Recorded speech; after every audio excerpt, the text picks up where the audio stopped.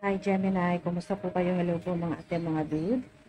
Ito po ang inyong November 2023 money, career, pananalapi, pinansyal. Sa tungkol po ito sa pera, may trabaho ka man o wala sa ngayon, naghahanap ng trabaho, nagbabalak mag-apply sa iba o lumipat sa iba,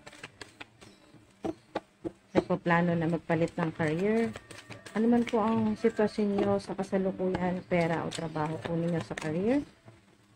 Hindi po tayo ng mensahe mula po kay Saint Germain. Saint Germain, ano po dapat malaman? Makapangyarihan at importanteng mensahe para sa mga Gemini. Money, career, November 2023. Maraming salamat po, Saint Germain. The end of delays. Wow, napakaganda po nitong mensahe sa inyo. The end of delays. Lalo na po sa marami po sa inyo na kasalukuyan ay puro paghihintay po ang inyo pong ginagawa sa kasalukuyan ay hindi ka makausad o hindi mo magawa yung gusto mo dahil hinihintay mo pa pwedeng approval, naghihintay ka pa ng tamang pagkakataon o naghihintay ka ng taong makakatulong sa'yo o naghihintay ka ng mas magandang offer. Ano man po itong hinihintay, lalo na po pera, dahil ito po ay tungkol sa pera, pananalapi, money reading po ito. So, napakagandang mensahe po ito sa inyo ni Saint Germain. The end of delays, ibig sabihin ay tapos na ngayon pong November. O bago matapos ang November, ay ito po ay napaka-positibo pong sign o senyales mula sa Divine Universe na kayo po ay makakahinga na ng maluwag. Bago matapos itong November, ay makakatanggap ka ng napakaganda at positibong mensahe mula sa Divine Universe, sa mga angels, na matatapos na rin ang inyong pong paghihintay. So, meron po ditong 777. So, maring ito po ay significant o napaka-powerful na number, angel number 777. Ito po ay number ng spirits. Yan po. Good spirits. So, 777, maaring meron pong maka-jackpot, may manalo po sa inyo, kaya po ay magkaroon ka ng magandang pagkakitaan. Yung talagang kikita ka ng malaki. So, 777, maaring madalas nyo pong makita ito ngayong November. You are being divinely guided and extremely protected. Have no fear. Yan po. Huwag kayong matakot, mga ate, mga dude. Ngayon pong November ay mas lalo pong matindi ang inyong pong protection. Yan po yung gusto sabihin sa inyo ng Divine Universe kasi ito po ay angel numbers. Maring nakita nyo pong madalas yan. So, pag nakita nyo po yung 777, yan po ay paalala o reminder po sa inyo ng mga guardian spirits po ninyo, ng mga angels ng Divine Universe, na kayo po ay dapat huwag matakot sa kinakaharap po ninyong problema sa kasalukuyan sa pera o sa inyo pong career, sa inyo pong trabaho. Have no fear. Yan po mga ate, mga dude. Kasi po kayo po ay talagang pinoprotektahan ng Divine Universe. Your silence worries them. Yan po, yung inyo pong katahimikan, no? Yung hindi nyo po pagganti sa inyo pong mga enemies, sa inyo pong mga haters, yung mga gumagawa po ng hindi maganda sa inyo, sila ngayon ang nag-aalala or mag-aalala ng husto ngayon pong November.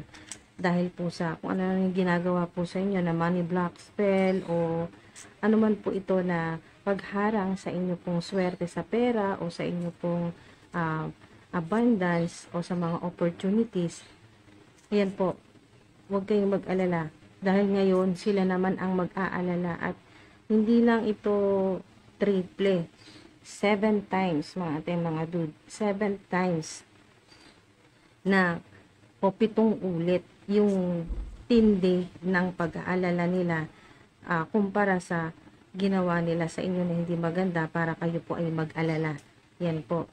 So yan, ang ilan po sa inyo ay talagang tahimik lang na ginagawa po kung ano po yung mga kailangan po ninyong gawin, yung po sa araw-araw, yung trabaho po ninyo, yung mission po ninyo dito sa physical realm, dito po sa planet Earth, kung ano man po itong inyo pong mission o yung life purpose po ninyo, ginagawa nyo lang naman po yung inyo pong trabaho. At kayo po ay tahimik lang talaga. Pag may problema, nagdarasal po kayo, humingi kayo ng tulong sa Divine Source, sa Panginoon, pero wala po kayong intensyon na gumante. Yan po, nananahimik lang talaga at nagdarasal lang po kayo. Holy Angels, Holy Spirits, Holy Angels, Holy Spirits, mga mensahe po tungkol sa pera para po sa mga Gemini, November 2023. God is your source. Wow. Kasi ang marami po sa inyo naniniwala po kayo na kung wala si God, wala talaga. Wala kang pera, wala kang trabaho, wala kang buhay. So talagang lahat ng kung anong meron ka ay galing talaga lahat yan kay God. God is your source. Everything you need is supplied by the infinite source of God, and your faith opens the doorway to receive. In God, there is no lack or limitation. Rather, there is plenty of abundance for all to share. So, napakaganda po sa inyo ito, mga dude, na kayo po ay plenty, no? Plenty, more, ibig sabihin, infinite. So, marami po kayo ngayon. Kung ano man po yung mga kakailanganin po ninyo, lalo-lalo na pera, marami po kayo ngayong November. Partnership, napakaganda rin po yan. Maring ang ilan po sa inyo mahilig sa music, o kung ano man po yung ginagawa po ninyo, o yung trabaho, o yung inyo pong pinagkakitaan, ay may connection po sa music. Yan po.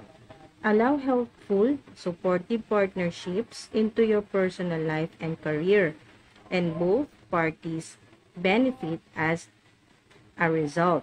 You are receiving help from heaven and from a person who brings needed skills and resources. Talaga, napakaganda nito. Sa kasalukuyan, maaaring kayo po ay talagang may partnership, no? Business partnership, o kung sa online man po yan, online platforms, may collaboration, o yan po ay partnership po ninyo sa inyo pong boss, sa inyo pong employer, o partnership o commitment nyo po sa inyong sarili. Yan po. Sa kung ano man pong creative projects ang ginagawa mo, talagang committed ka dyan.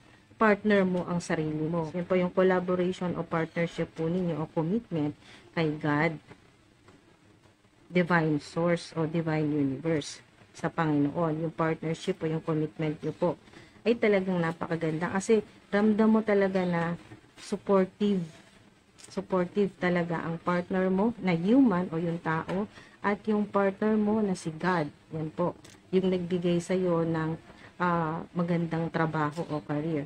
So, napakaganda ng partnership. At makakatanggap ka talaga ng tulong, lalo na kung kailangan mo ng tulong sa trabaho, sa career, sa negosyo, sa iyong creative projects o online platforms, yan po, social media platforms. Ayan po, you are receiving help from heaven and from a person who brings needed skills and resources. Basta kung ano yung mga kailanganin mo, equipment, material na bagay, suporta sa mga taong nasa paligid mo, suporta din kay God, kumpleto ka dyan, tinutulungan ka talaga. At yung skills mo, mas lalo ka pang tinutulungan ng Divine Source ni God na mas maging magaling ka. Yan, yung skills o yung talents mo. Dreams of abundance. As you sleep, God, your angels, and your higher self are giving you divinely guided ideas, answers, and solutions. Be sure to record your dreams in a journal because they contain valuable insights that will help you manifest your desires into reality. So, yun po mga ating mga makakatulong sa inyo na meron kayong dream journal. Yan po, malaking bagay yan na makakatulong sa inyo yung magkaroon po kayo ng dream journal na sa ting mananaginip po kayo dahil ang ilan po sa inyo ay mga psychic, medium, o tarot readers din po o nasa occulto, spiritual, o kayo po ay psychic. So, kayo po ay meron pong kakayahan talaga, psychic ability, magical powers, meron po kayong kakayahan na matandaan po ninyo yung inyo pong mga panaginip. O ang ilan po sa inyo ay maaring nahihirapan po kayo na matandaan yung panaginip po ninyo. Bago po kayo matulog, isabay nyo na po yan sa inyo pong panalangin, no? Isama nyo na po yan na hilingin nyo po kay God sa Divine Universe na sana matandaan nyo po, natulungan po kayo na matandaan nyo po yung inyo pong panaginip at maging makatulong po yan sa inyo na maging gabay po ninyo sa daily life po ninyo, no? Sa career at sa inyo pong personal life. So mga dude, napakaganda kasi kung ano man po yung sinasabi dito ay yung mga panaginip po ninyo, vivid dreams o prophetic dreams. Ayan, no? Because napaka-importante na sinasabi dito na meron kayong dream journal. Kasi makakatulong talaga sa career po ninyo, sa pera, sa problema po ninyo sa pera, trabaho. Yan po. Be sure to record your dreams in a journal because they contain valuable insights that will help you manifest your desires into reality. So talagang yung panaginip po ninyo, may connection talaga sa kung ano po yung minamanifest po ninyo dito po sa physical realm, dito po sa planet Earth. Yan po mga dude. So yun po ay magiging totoo o magmamaterialize. Yan po. At syempre, samahan nyo na rin po yan ng inyo pong good intentions, ng inyo pong mas matinding faith, mas strong, na naririnig ko, mas matindi, mas malakas na pananalig po yan ng ating mga dude. Alright? So, isarado po natin mga dude, ang inyo pong money reading. Sarado po natin ito ng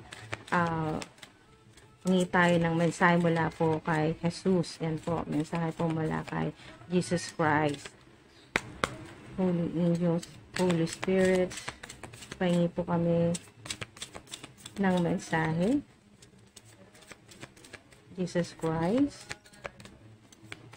Panginoong Jesus, pahingi po kami ng mensahe para po sa mga Gemini ngayong November. Well done, thou good and faithful servant. Matthew 25:21. Yan po mga ating mga dude. Binabati po kayo ni Jesus Christ ng Panginoong Jesus. Binabati niya po kayo. Kasi nakita niya, ayan o, kayo po ay naririnig ko dito ay tahimik lang po talaga kayo na tao. Ito ay tahimik lang talagang nagtatrabaho. Masipag po kayo at hanggat maaari ay nire-resolve po ninyo yung problema ng mag-isa. Yan po. So, kayo po ay binabati. Congratulate po kayo ni Jesus Christ, ni Jesus. Yan po, ng Panginoong Jesus. Well done, thou good and faithful servant. Matthew 25:21. Kayo po ay nakikita ni Jesus Christ na napakabuti po ninyo at masunurin talaga kayo na kayo po ay masunuring tagapaglingkod ni Jesus. So, kita nyo naman napakaganda ng ngiti po dito ni Jesus Christ. Natutuwa po siya at proud po siya sa lahat po ng mga ginawa po ninyong kabutihan at pagsisikap sa inyo pong career, sa inyo pong trabaho. Yan po mga dude, lalo na kung kayo po ay talagang napapagod na rin sa kakahintay, naiinip na po, no? Ngayon na po yan, the end of delays at napakatindi ng protection po ninyo. 777 ay lucky number po yan mga dude. At kung ano po yung pinapangarap po ninyo na abundance ay makakamit po yan, magkakaroon po kayo. Lalo na po magsisimula na ngayong November.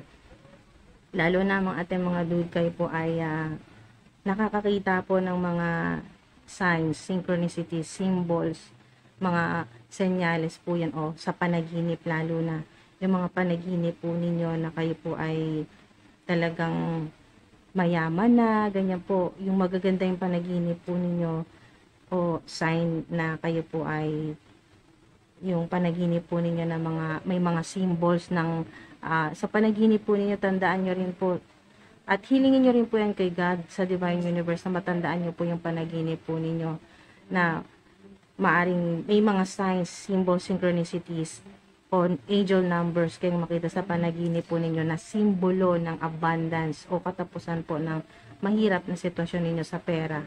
Ayan po. So, maraming salamat po mga mga dude. Kung tinapos po ninyo itong video na to, ingat po kayo palagi. Love and light and peace.